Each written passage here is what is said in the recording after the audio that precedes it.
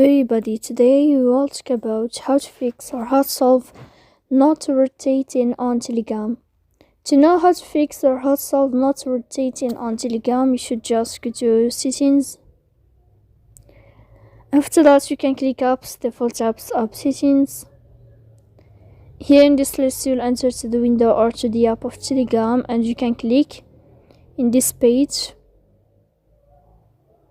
Here in this page of app info, we click on first stop and you can click OK. Then you will enter to the window of storage. Here you can click clear cache.